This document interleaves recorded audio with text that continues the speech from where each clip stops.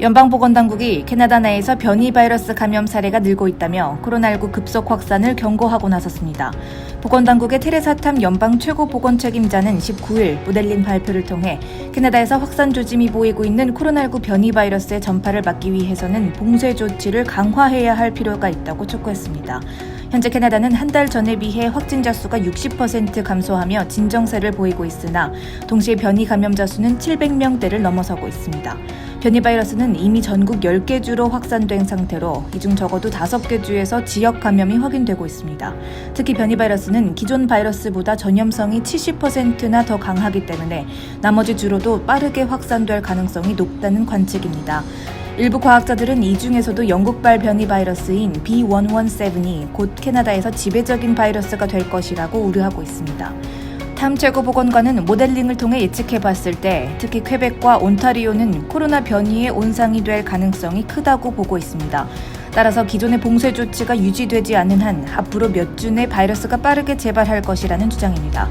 그러나 온타리오주는 이번 주 대부분의 지역에 내려진 자택 대기령을 해제하고 학교를 재개교했으며 퀘벡주는 주 저녁 비필수 사업장과 퍼스널 케어 업체, 박물관 등의 운영 재개를 허용한 데 이어 오는 3월부로 코로나19 규제를 추가 완화할 방침입니다. 엘버타주와 매니토바주 역시 이달 초부터 락다운 조치를 일부분 해제했습니다. 탐최고 보건관은 변종 출현으로 인한 바이러스 확산의 위협이 상당히 높아졌음에도 불구하고 많은 주 당국이 반대 방향으로 가고 있어 3차 대유행까지 도래할 확률이 커진다며 각 주 당국에 더 강하고 엄격한 통제 조치를 시행할 것을 거듭 촉구했습니다. 다음 소식입니다. 존 허건 BC주 수상이 팬데믹 이후 급증하고 있는 동양인 혐오 범죄에 대해 강력히 대처하겠다고 약속했습니다. 허건 수상은 18일 기자회견 자리에서 최근 빚어지고 있는 유색 인종을 향한 범죄는 단순 범죄가 아닌 인종 혐오 범죄로 봐야 할 필요성이 있다며 단지 피부색이 다르다는 이유로 누군가에게 범죄를 저지른다면 엄중한 처벌이 내려진다는 것을 경고한다고 밝혔습니다. 지난 한 해 동안 밴쿠버시에서는 이전 해 대비 97%가 늘어난 280건의 혐오 범죄가 일어났는데 그중 동양인을 향한 범죄는 2019년보다 무려 717%가 증가한 98건이 발생한 것으로 나타났습니다.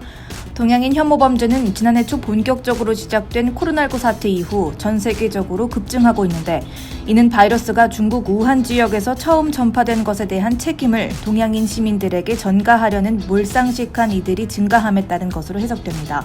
BC에서도 팬데믹 초창기에는 마스크를 착용했던 이유만으로 동양인 시민이 폭행이나 폭언을 당하는 일이 있었고 최근에는 오히려 마스크 의무화가 아닌 곳에서 마스크를 착용하지 않았다가 위협의 대상이 되는 아이러니한 일이 발생하고 있습니다. RCMP는 낮이라도 트레일을 걸을 때는 한 명 이상의 일행과 함께하도록 하고 호루라기나 호신용 경보기를 갖고 다니면서 혹시 모를 위협에 대처해야 한다고 덧붙였습니다. 허건 수상은 급증하는 아시안 혐오 범죄를 척결하기 위해 인종차별금지법 도입을 비롯한 여러 가지 방안을 모색 중이며 마이크 파너스 공공안전부 장관이 BC주 전역의 경찰 당국과 협조해 중호범죄에 대한 처벌을 강화하기 위해 노력하고 있다고 밝혔습니다. 다음 뉴스입니다. 최근 항공편을 타고 캐나다에 도착한 여행객 2명이 가짜 코로나19 음성 확인서로 입국을 시도하다 캐나다 입국심사관에 덜미를 잡혔습니다. 캐나다 교통국은 19일 성명을 통해 멕시코 항공편을 타고 넘어온 여행객 2명이 입국 심사 중 코로나19 음성 확인서를 조작한 것으로 드러나 각각 $7,000 이상의 벌금을 부과했다고 밝혔습니다. 성명에 따르면 두 사람 모두 비행기 탑승 며칠 전 코로나19 검사를 받았다가 양성 판정을 받았고 결과를 조작해 1월 23일 멕시코에서 캐나다로 가는 비행기에 고의로 탑승한 것으로 드러났습니다. 이에 교통국은 두 사람에 대해 허위 또는 오해의 소지가 있는 검사 결과를 제출한 점과 양성 판정을 받았음에도 허위 진술을 한 점을 물어 각각 일반 달러와 $7,000의 벌금을 부과했다고 전했습니다.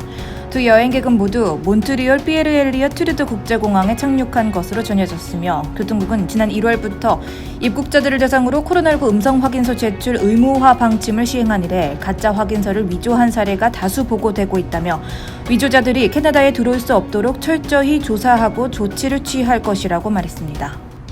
다음 소식입니다. 스탠리 파크와 코키틀람에 연이어 야생동물 습격 경계령이 내려졌습니다.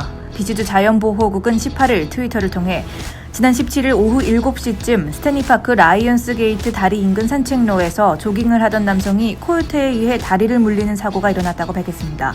공격을 당한 남성은 병원에서 치료를 받은 후 안정을 찾고 있지만 공격을 가한 코요테는 끝내 발견되지 않았습니다. 스탠리 파크는 최근 몇 달에 걸쳐 공격성을 보이고 있는 코요테의 골머리를 썩고 있는데 지난 12월 이후 코요테에 물렸다는 신고가 15번에 달하는 것으로 알려졌습니다. 이에 공원 측은 일부 숲속 산책로를 한동안 폐쇄하고 시민들에게 코요테 경계령을 내리기도 했지만 야생동물의 공격은 이어지고 있습니다. 자연보호국은 야생동물에게 먹이를 줄 경우 사람들을 상대로 공격성을 보일 수 있기 때문에 BC의 야생동물보호법상 먹이를 주는 것은 엄격히 제한되고 있다고 경고했습니다. 또 최근 쿠키들람 주택가와 학교 근처에서도 공격성을 띤 쿠거가 연이어 목격되면서 시민들의 우려가 커지고 있습니다.